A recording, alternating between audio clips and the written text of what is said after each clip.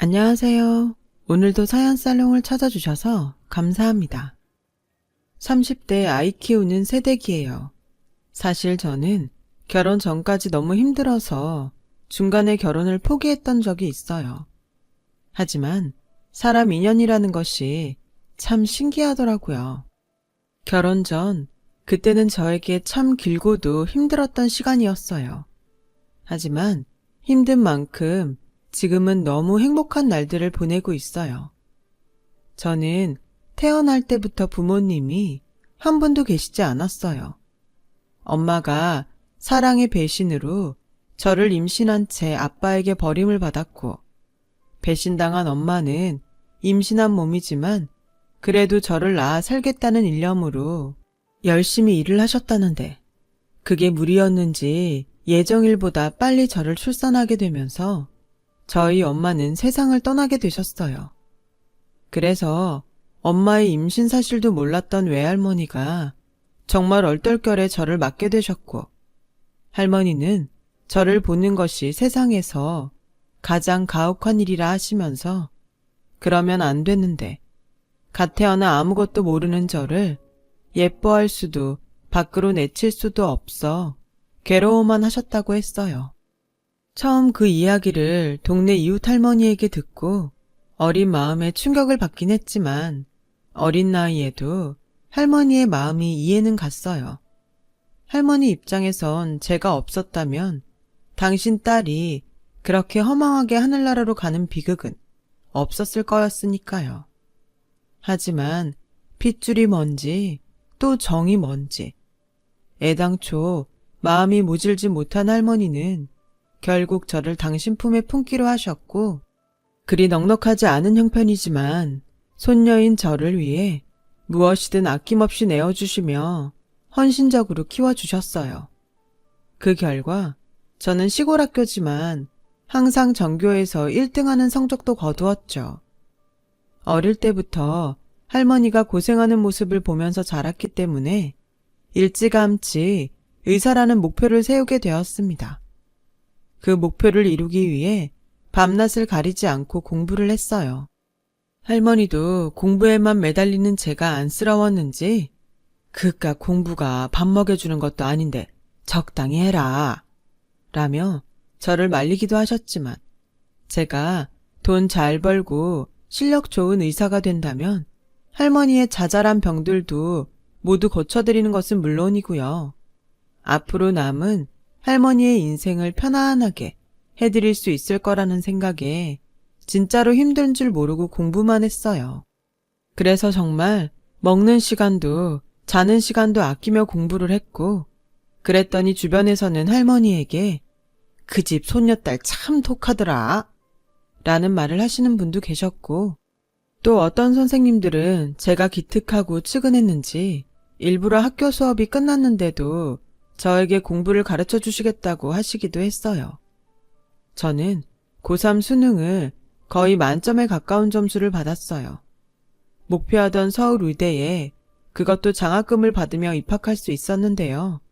할머니는 물론이고 제 주변의 모든 사람들이 독하게 공부할 때부터 알아봤지. 우리 선이는 될 줄 알았어. 라며 기뻐해 주셨죠. 저는 드디어 제 꿈에 한 발짝 다가간 것 같아 뿌듯했는데 딱 한 가지 마음에 걸리는 일이 있었어요. 할머니, 그냥 나랑 서울에서 살면 안 돼? 할머니 허리도 안 좋고 무릎도 안 좋은데 혼자 계시다가 다치시기라도 하면 어떡해. 뭘 어떡해. 읍내병원 가면 되지. 할미는 평생 촌에서 살아서 도시에서는 숨 막혀서 못 살아. 내가 너 혼자 살게 한다 생각하면 시끄럽고 공기도 나쁜 곳에서 우리 강아지 어찌 살까 다 걱정이 된다니까. 다들 잘 살아. 그러니까 그렇게 길을 쓰고 서울에서 살려고 하지. 두고 봐요. 할머니 손녀딸이 금방 의사 선생님 돼서 우리 할머니 호강시켜 줄게. 됐어. 네 몸이나 잘 챙겨. 할미 없어도 학교 잘 댕기고 선생님 말씀 잘 듣고, 그리고 사내놈들 특히 조심해야 한다. 무슨 일 있음 할미한테 바로 전화하고. 아휴, 요런 핏덩이를 내가 어찌 떼어놓을까나. 할머니는 그렇게 한참을 발이 떨어지지 않는다며 제 걱정을 하시고 또 신신당부를 하시고는 겨우 시골집으로 가는 고속버스에 오르셨어요. 저도 그렇고 할머니도 서로가 없으면 혼자인지라 전 하루빨리 성공해서 할머니를 모셔와야겠다는 생각뿐이었어요. 대학에 들어가서도 캠퍼스 생활을 할 생각도 하지 않았고요. 또 공부를 열심히 했어요.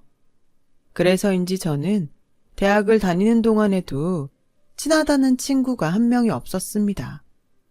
그러다 제 눈에 같은 수업을 듣는 의대 복학생이라는 남자가 눈에 띄기 시작했어요. 저도 혼자고 그도 혼자라 서로 인사 한 번을 하지 않은 상태였지만 이미 서로를 알고 있었어요. 제대로 말도 하지 않은 사이인데 어느덧 강의실에서 마주치게 되면 가벼운 목례 인사 정도는 하는 사이가 되었죠. 지금 생각해보면 저도 그렇고 그 사람도 숫기가 없고 내성적인 사람이라 서로 다가갈 생각을 전혀 하지 못했던 것 같아요. 하지만 인연은 인연이었는지 그렇게 목례만 하던 그와 저는 우연히 기말고사를 앞두고 도서관에서 공부를 하다 또 만나게 되었죠. 둘 다 밤샘 공부를 했었기에 복도 자판기에서 커피를 하나 뽑아 먹다가 그 사람과 뜻밖의 대화를 하게 되었어요. 안녕하세요. 저기 혹시 100원짜리 동전 있으면 하나만 빌려주실래요? 제가 꼭 갚을게요. 그는 커피를 마시고 싶은데 돈이 부족하다고 저에게 동전을 빌려달라고 했어요. 저는 흔쾌히 동전을 빌려주었어요. 그 일을 시작으로 저와 그는 이야기는 물론이고 가끔 학교에서 점심도 같이 먹는 제법 친분을 쌓을 수 있었는데요. 할머니는 전화 통화를 할 때마다 산의 놈을 조심하라고 했지만 이 사람은 이야기를 하면 할수록 생각도 깊고 마음씨도 따뜻한 사람이었어요. 훗날 저의 하나밖에 없는 남편이 되었죠. 그렇다고 저희 둘이 그날 이후 바로 사귀었던 것은 아니었어요. 저희의 인연은 그 후 5년 뒤에야 이어지게 되었거든요. 그전에는 각자 병원 실습과 국시 준비로 정신없이 의사라는 목표를 위해 달리다 보니 제대로 고백도 해보지 못한 채 어느새 졸업을 하게 되었더라고요. 그리고 드디어 제가 의사 면허를 따고 정식으로 병원 근무를 하게 되었던 해, 같은 병원 선배의 권유로 처음 의료 봉사를 나갔다가 그곳에서 남편을 다시 만나게 되었는데 얼마나 반갑던지 서로 숫기가 없어서 말 한마디 못했던 사람들이 많나 싶을 정도로 그날 너 나 할 것 없이 말문이 터져 그것을 시작으로 자연스럽게 연인 사이가 되었어요. 바쁜 의사생활 속의 연애는 고단함 속의 꿀 같은 시간이었어요. 할머니에게는 비밀로 하고 남편을 만나야 했지만 자상한 남편은 집을 떠나 혼자 생활하는 저를 살뜰히 챙겨주었기에 저는 점점 남편에게 푹 빠지게 되더라고요. 그렇게 3년 정도 남편과 연애를 했어요. 그리고 남편은 저에게 더는 말하지 않을 수 없다며 프로포즈를 했어요. 저는 기뻤지만 그 순간 뭐라고 대답을 해야 할지 망설여지더라고요. 시골에 계신 할머니 때문이었죠. 남편이 프로포즈를 하던 그 순간, 만약 결혼을 하게 된다면 시골에 계신 할머니는 계속 시골집에서 혼자 계셔야 하는 게 아닐까 하는 생각이 저를 덮쳐왔거든요. 그러자 저의 반응에 남편은 뭔가 불안한 얼굴이 되었죠. 끝내 대답을 기다리지 못하고 먼저 입을 열었는데요. 왜? 무슨 문제라도 있어? 그게 있잖아. 저는 남편에게 할머니에 대한 저희 마음을 얘기했어요. 평소 연애하면서 이미 제가 어떻게 자랐고 공부했는지 남편 모두에게 말한 터라 남편은 저의 고민을 마치 자기 고민처럼 들어줬고 저의 말이 모두 끝나자 남편은 어떤 망설임도 없이 웃으며 이렇게 말해줬어요. 바보야. 내가 그 생각도 하지 않고 프로포즈를 했을까봐? 난 할머니만 좋다고 하시면 우리가 모시고 사는 것도 좋다고 생각해. 정말? 정말 그래도 돼? 그럼 우리 자기한테 얼마나 고마우신 분인데. 나도 할머님이 남은 생 편안하게 우리랑 같이 사셨으면 좋겠어. 우리 주말에 할머니한테 인사드리러 가자. 설마 아직도 나 만나는 거 얘기 안 한 거 아니지? 솔직히 그때까지도 얘기를 못한 건 맞아요. 기회를 봐서 이야기를 해야지 하는 생각은 계속 가지고 있었지만 엄마가 아빠에게 배신당하고 허망하게 세상을 떠난 트라우마가 생각보다 강하셔서 할머니는 제가 좋은 짝을 만나 행복한 결혼을 했으면 좋겠다고 생각하시면서도 어떤 사람을 믿어야 할지 모르시겠다며 어느 한쪽도 적극적이진 못하셨어요. 하지만 남편은 누가 봐도 좋은 사람이었거든요. 할머니도 직접 이 사람을 본다면 단번에 안심하실 수 있을 거라는 자신만만한 생각에 남편의 프로포즈를 받은 저녁 할머니에게 전화를 걸어 이실직고했어요. 뭐? 할미 몰래 그렇게 오랫동안 연애를 했다고? 근데 그것도 모자라서 결혼 허락을 받으러 온다는 거야? 할머니가 계속 사내놈 조심하라고 하셔서 말을 못했는데 내가 지금 만나고 있는 사람 진짜 좋은 사람이야. 그러니까 할머니가 직접 보고 결혼 허락해줘. 나 할머니가 허락해줘야 결혼할 수 있잖아. 아이고, 이미 할미 몰래 할 건 다 했으면서 이 할미 허락은 또 필요해? 당연하지. 난 할머니 새끼잖아. 그리고 난 할머니가 하지 말라고 하면 절대 안 하지. 그래서 이래 오랫동안 할미를 속였냐? 그래도 진작 말했으면 할미가 한번 올라가서 봤을 텐데. 아무튼 우리 강아지가 그렇게 좋아 죽는다면 한번 데려와봐. 근데 이 할미 그렇게 호락호락하지 않다. 할머니는 저의 이실직고에 처음엔 많이 당황하셨지만 제 마음이 불편하지 않게 농담을 하시며 남편을 데리고 오라고 하셨고 저는 그 주 주말에 남편을 할머니에게 소개했죠. 할머니는 당신이 호락호락하지 않다고 하셨으면서 그 말이 민망하게 버선발로 나와 남편의 손을 잡으며 잘 왔네. 멀리 와서 힘들었지? 하고 먼저 말을 거셨어요. 그 덕에 잔뜩 긴장하고 걱정하던 남편의 얼굴에는 환한 미소가 걸렸고 저희는 그렇게 할머니에게 결혼 허락을 받았는데요. 걱정과 문제는 그 다음이었어요. 할머니의 허락이 떨어지고 저는 금방 다시 남편의 집에 인사를 가기로 한 날이었는데 그때까지 자기 부모님이 평범한 회사원이라고 소개했던 남편이 어쩐지 안절부절 못하는 것이 느껴졌어요. 왜? 어디 불편해? 아니, 근데 우리 부모님 만나러 가기 전에 내가 할 말이 있어. 사실은 우리 부모님이 평범한 회사원이 아니라 대학 교수셔. 두 분 다. 뭐? 근데 왜 거짓말을 했어? 처음엔 자기가 부담 느낄 것 같아서 그랬어. 다른 친척들 형 보니까 집안이 좀 차이가 나면 부담스럽다고 헤어지는 경우가 많더라고. 난 자기랑 헤어지고 싶지 않았으니까. 다음에 미루다가 지금 말하게 됐네. 저는 놀라지 않았다면 거짓말이었지만 남편을 이해할 수 있었어요. 뭐, 그만큼 저도 남편을 좋아했으니까 그랬죠. 하지만 문제는 남편의 부모님이 교수라는 사실보다 그때까지 전혀 몰랐던 남편 집안의 재력이었어요. 알고 보니 남편 집의 모든 사람들이 서울대 출신의 의사, 검사, 변호사 등 내놓으라는 직업을 가진 분들이었더라고요. 저는 그런 분들이 저희 집안 환경을 듣고 이 결혼을 허락해 주실까 걱정이 되었어요. 따지고 보면 저는 의사라는 직업 빼면 가족이라고는 할머니밖에 없는 고아나 다름없었으니까요. 저는 그 전까지 부모님이 계시지 않는 것이 흠이라고 생각한 적이 없었는데 자리가 자리인지 저는 자신감이 없었어요. 남편에겐 별 말을 하지 않았지만 솔직히 부담이 되었죠. 하지만 이런 저의 걱정은 시부모님 되실 분들과 마주하는 순간 눈 녹듯 사라졌습니다. 너무나도 포근하고 인자한 두 분의 응대에 저는 스스로 가슴 졸였던 마음을 내려놓으며 안심할 수 있었어요. 어서 와요. 내가 얼마나 보고 싶었다고. 도통 여자 만난다는 말을 하지 않아서 내심 걱정을 많이 했거든요. 듣자 하니 의사라고.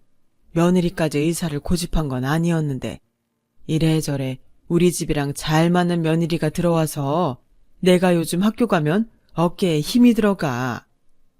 당신은 은근 아닌 척 하면서 따지더라. 난 그냥 우리 아들이 좋아하는 여자면 무조건 오케이예요. 배고프죠? 내가 사실 음식 솜씨는 없는데 신경 많이 썼으니까 맛있게 먹어요. 따뜻한 분위기의 남편의 집은 샘이 날 정도로 너무나 화목했어요. 그래서 할머니에게는 미안하지만 나도 이런 집에 가족으로 살면 얼마나 좋을까 하는 생각과 어서 빨리 남편과 결혼하면 좋겠다는 생각을 했는데요. 그때였어요. 우리 예비 며느리는 어떤 집에서 자랐나? 부모님은 뭐 하세요?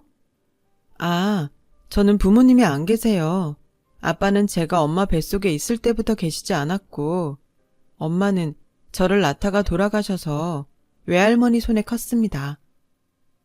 저는 한 번은 물어보실 거라고 생각한 질문에 침착하게 대답했어요. 저의 말이 끝나자 두 분은 적지 않게 당황한 얼굴이었지만 이내 다시 얼굴에 잔잔한 미소를 지으셨어요. 그의 어머니이자 시어머니는 저에게 이렇게 말씀하셨죠. 그런 사정이 있는지는 몰랐어요. 내 질문이 속상했다면 미안해요. 아니에요. 당연히 말씀드려야죠. 할머님이 고생을 많이 하셨겠네. 혼자 손주 의사 공부까지 다 시키시고. 네, 할머니가 고생을 많이 하셨어요. 앞으로 보답하며 살아야죠. 시부모님은 저의 이야기를 듣고 고개를 끄덕이셨어요. 그래서 저는 이런 시부모님이라면 존경하고 함께 살아갈 수 있겠다는 생각이 절로 들었고 결혼하면 내 부모님이다 하는 마음으로 잘해야겠다고 다짐까지 했는데요. 며칠 후 그때 저의 생각이 터무니없는 저만의 착각이라는 것을 알게 되었어요. 남편의 집에 다녀온 지 일주일이 지나고 보름이 지났는데도 남편은 부모님이 저에 대해 어떻다 하더라는 말을 하지 않더군요. 은근 제가 없을 때 두 분의 반응이 궁금했던 저는 부모님이 나 며느리감으로 좋으시대? 그럼 그때 봤잖아. 두 분 다 좋아하신 거. 감이라고 하잖아요.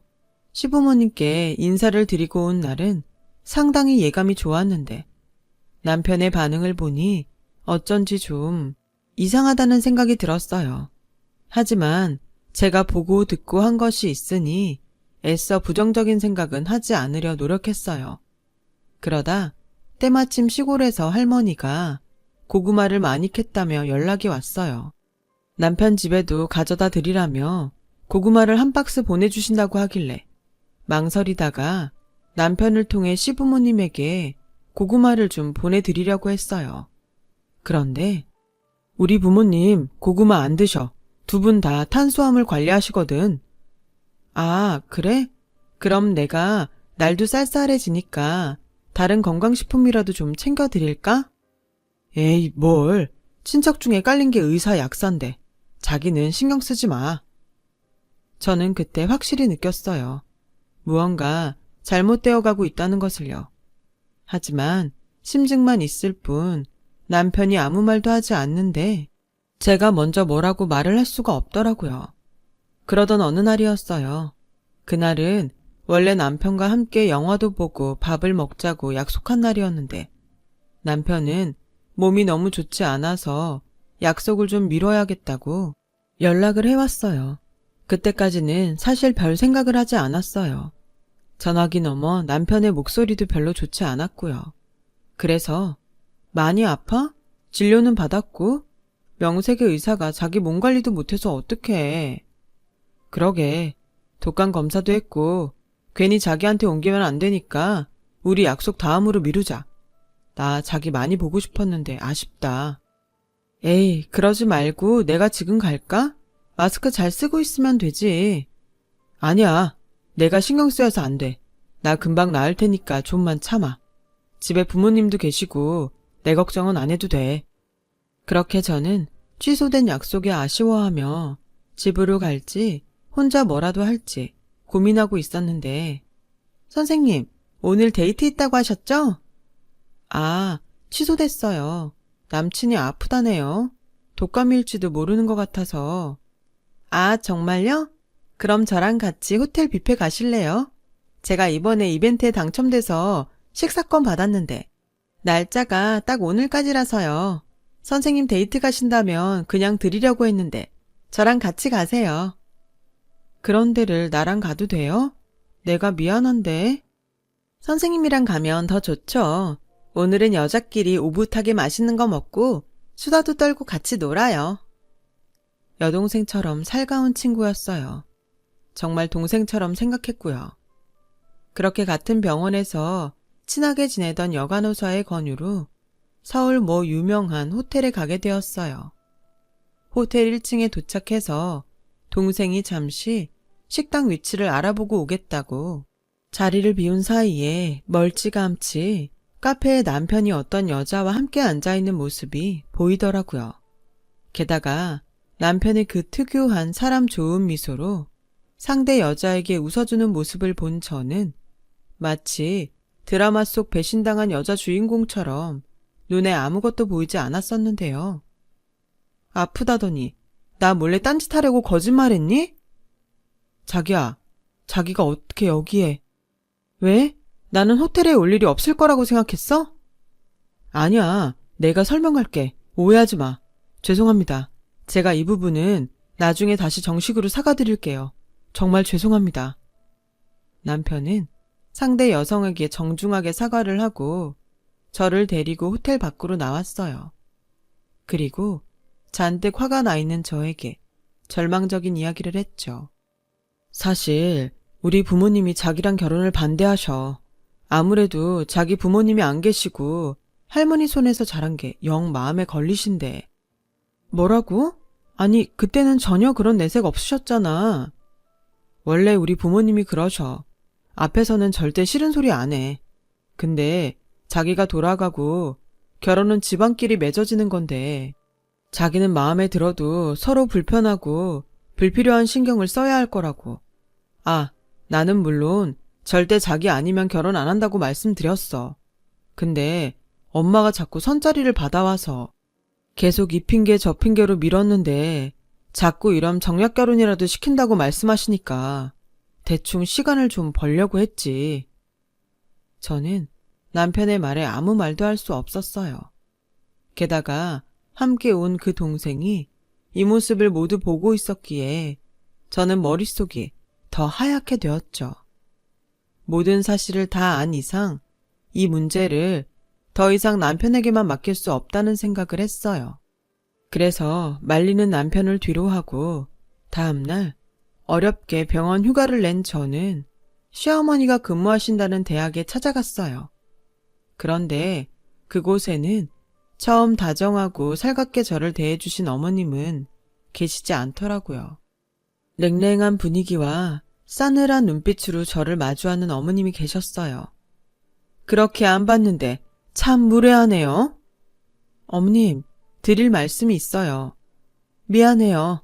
내가 수업이 있어서. 그래도 잠시만요. 저 어머님 충분히 이해해요. 당연히 어머니시니까 좋은 환경의 여자를 만났으면 하시겠죠. 그런데요, 저 할머니 손에 자랐지만 남부럽지 않게 잘 자랐어요.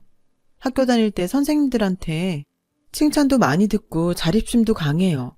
학원, 과외 그런 거 없이 제 힘으로 의사 됐어요. 저 많이 부족해 보이시겠지만 저한테도 기회를 주세요. 저 기준 씨 제 목숨처럼 사랑합니다. 아가씨한테는 미안하다고 생각해요. 그런데 나는 학자이기도 하고 아들 엄마이기도 해서 솔직히 자라온 환경을 아주 무시할 수가 없어요. 상처 주고 싶지는 않지만 아가씨가 물러나주면 좋겠어요. 이런 말 하면 나를 욕할 수도 있는데 난 자립심이 강한 며느리보다 온실 속 화초처럼 사랑받고 배려받으며 자란 아가씨랑 결혼시키고 싶어요. 수업 시간이 다 됐네요. 조심히 가요. 시어머니는 그렇게 저를 뒤로하고 수업을 하신다며 연구실 밖으로 나가셨어요. 말씀은 정중하셨지만 저는 처음으로 느껴보는 비참한 기분에 그 자리에서 굳어버릴 수밖에 없었죠. 어차피 어떤 말을 해도 부모 없고 할머니 손에 자랐다는 저의 환경을 바꿀 수는 없는 노릇이고 이 사실을 할머니가 아신다면 속상할 일이라는 것을 누구보다 잘 알던 저였기에 마음은 아프지만 이 결혼은 여기까지라고 생각했어요. 그래서 저는 곧바로 남편에게 전화해서 헤어지자고 했어요. 어머님이 말씀하신 그 이유를 콕 집으면서요. 그러자 남편은 울면서 저에게 상처 줘서 미안하다고. 하지만 자기는 저와 절대 헤어질 수 없다며 저를 붙잡았죠. 이러지 마. 오늘 당신 어머님 뵈니까 딱 알겠더라. 이 결혼은 하면 안 되는 결혼이야. 우린 절대 행복할 수 없어. 아니야. 내가 네 옆에 있는데 행복할 수 없다니. 그럼 우리 여태 행복하지 않았어? 시간을 줘. 우리 집이니까 내가 해결할게. 제발 이러지 마. 나는 진짜 너 없으면 살 수 없어. 저는 마음이 아팠어요. 사실 따지고 보면 남편은 아무 잘못이 없잖아요. 그저 집에서 반대하는 저를 만났을 뿐인데 이렇게 제 앞에서 울고 사정하는 모습을 보니 제 마음도 좋지 않았어요. 헤어지자고 말을 했지만 그래도 제가 마음속 깊이 사랑하는 사람은 이 남자였으니까요. 그래서 저는 남편의 말에 한 번 더 따라보기로 했어요. 남편은 아직 부모님이 저에 대해 잘 몰라서 섣부르게 판단한 거고 저를 계속 보고 저에 대해서 알게 되면 분명 저를 며느리로 허락해 주실 거라고 저를 안심시켰지만 글쎄요.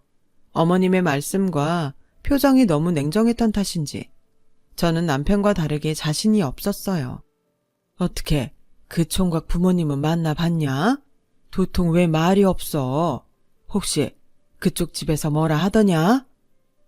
라며 할머니가 걱정하고 계셨고 그런 할머니한테 그쪽 부모님이 자라온 환경 때문에 반대한다는 말을 차마 할 수가 없어서 저는 대충 뭐라고 하긴 할머니 손녀가 의사라서 좋으시대. 그리고 할머니가 나 키우느라 고생이 많으셨대. 라고 말했고 할머니는 좋아하시며 또 안심을 하시고 전화를 끊으셨어요. 제 마음은 한없이 무겁기만 했죠. 그렇게 며칠이 지났어요. 남편은 제 앞에서 아닌 척 했지만 자기도 지쳐가고 있었고 이젠 서로 그만할 때가 되었다고 생각할 즈음 정말 뜻밖의 일이 벌어지고 말았는데요. 제가 임신을 한 거였어요. 분명 기뻐야 하는데 저는 한없이 슬프기만 했어요. 저희 엄마가 저를 갖고 어떻게 사셨는지 또 할머니가 저를 키우느라 어떤 고생을 했는지 누구보다 제가 더 잘 알았으니까요. 하지만 남편은 저의 임신 사실에 이제 됐다며 자기 부모님도 이젠 더는 반대하실 수 없을 거라며 기뻐했고 일주일도 되지 않아서 시어머니는 잔뜩 화가 난 모습으로 제가 근무하는 병원으로 들이닥치셨어요. 내가 정말 좋게 끝내고 싶었는데 너 아주 안 되겠구나. 임신을 했다고? 그래서 뭐 이대로 애 앞세워서 우리 아들이랑 결혼할 생각이야? 지금이 무슨 80년대야? 의사면 뭐해? 지 몸 관리도 못하는데. 너 그러는 거 니네 할머니도 아시니? 아주 손녀를 잘 키우셨다. 저는 수치심과 창피함에 더는 가만히 있을 수가 없었어요. 게다가 할머니까지 운운하는 시어머니에게 화가 나서 결혼하기 위해 작정하고 임신한 게 아니라고 이 아이 저 혼자 잘 키울 수 있으니 당장 나가시라고 소리를 질렀고 이 난동 때문에 저는 병원 원장님의 호출을 받게 되면서 잠시 병원을 쉬는 게 좋겠다는 말까지 듣게 되었어요. 이런 취급을 받을까봐 임신을 하고 마음이 좋지 않았던 건데 저의 실수로 할머니에 대해서 그런 말까지 들으니 저는 악에 받쳐 더 이상 이 결혼을 계속 진행할 수 없겠다는 생각이 들었어요. 남편은 아이까지 생겼는데 자기는 절대 그럴 수 없다며 이번에도 완강하게 나오더라고요. 그날 밤 뜻밖의 시아버지를 모시고 저를 찾아왔어요. 아가, 미안하다. 집사람이 너한테 함부로 한 거 내가 대신 사과하마. 임신까지 한 너한테 그러면 안 되는 건데. 사실 나도 집사람이랑 별반 다른 마음이 아니어서 니네 결혼 반대했었다. 하지만 이젠 아니야. 꼭 네가 임신을 해서 그런 것도 아니다. 내 아들이 이 정도로 너를 원하는데 오죽하면 그럴까 싶어서 아비로서 내가 한 발 물러날까 한다. 아가, 늦었을지도 모르겠지만 마음 풀고 우리 집 며느리가 되어주면 안 되겠니? 저는 하루아침에 극과 극인 시부모님의 반응에 롤러코스터를 타는 것처럼 혼란스러웠어요. 지금은 어떤 생각도 하고 싶지 않다며 남편과 시아버지를 돌려보냈고 다음날 아침 저는 금방이라도 쓰러질 것 같은 생각에 할머니가 계신 시골집으로 갔어요. 어머나, 우리 강아지 연락도 없이 어쩐 일이야? 할머니, 저는 할머니를 보자 또다시 눈물이 터졌고 그대로 땅바닥에 주저앉아서 그간 있었던 일을 모두 이야기했습니다.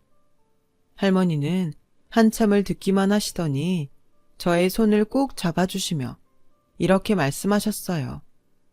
여기 땅바닥은 너무 춥다. 들어가자. 할미가 맛있는 거 만들어줄게.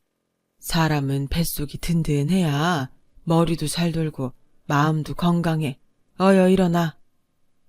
그렇게 할머니 손을 잡고 집 안으로 들어갔어요. 그리고 따뜻한 아랫목에 할머니의 냄새를 맡으며 잠시 잠이 들었는데 잠깐 눈을 뜨니 할머니는 연신 저의 얼굴을 쓰다듬으시며 내 강아지 딱해서 어쩌나 하시며 눈물을 삼키시더라고요. 이럴까봐 죄송해서 못 왔었는데 저는 눈물을 들키지 않으려 등을 돌렸고 할머니는 제가 깼다는 것을 눈치채셨는지 덤덤하게 이렇게 말씀하셨어요. 우리 손녀 할미는 고스톱을 칠 때도 못 먹어도 고 하는 사람이야. 우리 강아지가 하고 싶으면 그 결혼해. 이 할미가 언제까지고 네 뒤에서 떡 하고 버텨줄 테니까 겁먹지 말고 네 하고 싶으면 해. 할머니는 저를 그렇게 다독여 주셨어요. 저는 며칠 후 시아버님의 제안으로 상견례 이야기를 듣게 되었는데요. 이미 상처뿐인 마음이라 처음엔 그러고 싶지 않다고 거절을 하자 옆에서 할머니가 시부모님을 한번 보고 싶다고 하셨어요. 결혼을 깨도 그때 깨면 된다는 생각에 저는 할머니를 모시고 상견례장으로 가게 되었죠. 너는 아무런 걱정하지 마. 네 옆엔 이 할미가 있으니까 그 옆편에 낯짝이나 한번 보자. 그렇게 말하고 할머니는 저의 손을 더욱 꼭 잡으셨어요. 이미 남편과 시부모님은 상견례 장소에 도착해 있었고 저희는 가볍게 목례를 하며 자리에 앉았는데 그때였어요. 지금 생각해도 정말 놀라운 일이 제 눈앞에서 벌어진 거죠. 이모? 이모 맞죠? 저 수키예요. 수키? 아, 네가 수키니? 어머나 세상에. 내가 너를 그렇게 보내고 생사를 몰라서 마음이 그랬는데 너 잘 살았어? 네, 저 그때 고아원에서 입양 가서 잘 크고 잘 살았어요. 아이고, 감사한 거 참말로 감사하다. 근데 그럼 네가 여기 왜 있어? 할머니는 잠시 당신이 상견례 장소에 와 있다는 것을 잊으신 듯 시어머니와 반갑게 얘기를 하셨어요. 그리고 저를 반대하고 또 저를 아프게 한 시어머니를 보면 당신이 꼭 한 소리를 하시겠다고 벼르고 오셨는데 그 당사자가 과거 자신과 인연이 있는 사이라는 사실에 끝내 믿기 어렵다는 표정을 지으셨어요. 그리고 그때까지도 아무것도 알 수 없었던 저를 포함한 남편과 시아버지는 곧 할머니와 시어머니의 기막힌 인연에 대해 들을 수 있었어요. 알고 보니 시어머니는 아주 오래전에 저희 엄마의 절친한 친구였답니다. 밤에 집안에 불이 났는데 그 불은 순식간에 마을에서 가장 큰 불로 번져 당시 초등학생이었던 시어머니만 빼고 다른 가족들이 그만 모두 세상을 떠나는 비통한 일이 있었대요. 그래서 그 불 때문에 한순간에 부모 형제를 모두 잃은 시어머니는 오갈 곳이 없었죠. 저희 할머니는 당신 딸의 친구이기도 하니 당신이 키우겠다며 시어머니를 데리고 집으로 가셔서 정말 당신이 딸처럼 3년 정도 저희 엄마와 함께 키우셨다고 하는데 형편이 넉넉지 않았던 외갓집에 피해를 끼치는 것이 싫었던 시어머니는 12살이 되던 해 당신 스스로 고아원에 가겠다고 하셨다는 거 있죠. 내가 그때 너를 보내고 몇 날 며칠을 울었다. 내가 굶었으면 굶었지. 그 어린 걸 지발로 거길 가게 했으니.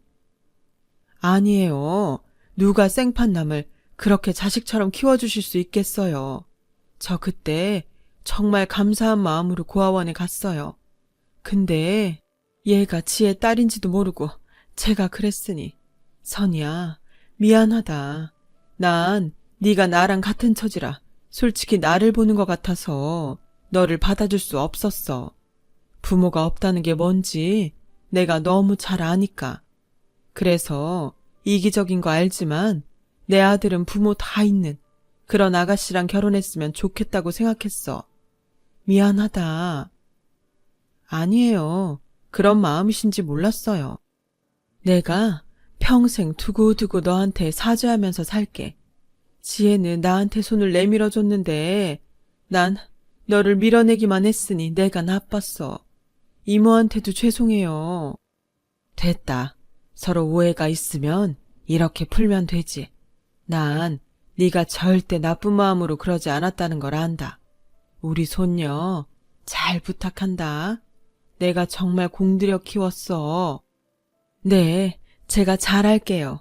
선이야, 미안하고 고마워. 네 덕에 이모를 다시 만날 수 있게 됐구나. 이런 말 참. 내가 하면서도 민망한데 우리 앞으로 잘 지내자. 내가 네 엄마 목까지 다 해줄게. 시어머니는 그렇게 말씀을 하시고 저를 끌어안으셨어요. 그리고 계속 미안하다고 고맙다고 앞으로 잘하겠다는 말을 몇 번이고 하셨는데 그동안 절대 풀리지 않을 것 같았던 서운한 마음이 조금씩 풀어지더라고요. 우여곡절이 있긴 했지만 모두의 축복을 받으며 결혼식을 올릴 수 있었어요. 그리고 저를 닮은 예쁜 딸을 낳았는데요. 시어머니는 물론이고 저희 할머니까지 제가 천사를 낳았다며 서로 당신이 안아보겠다고 어찌나 성화인지 그 모습에 저는 이런 행복을 맞이하려고 그런 시간을 겪었나 하는 생각까지 들더라고요. 지금은 그 딸이 무럭무럭 자라 4살이 되었어요. 옹알옹알 말도 많고 애교도 많아 저희 부부는 물론이고 할머니와 시부모님의 사랑을 아주 듬뿍 받고 있는데요.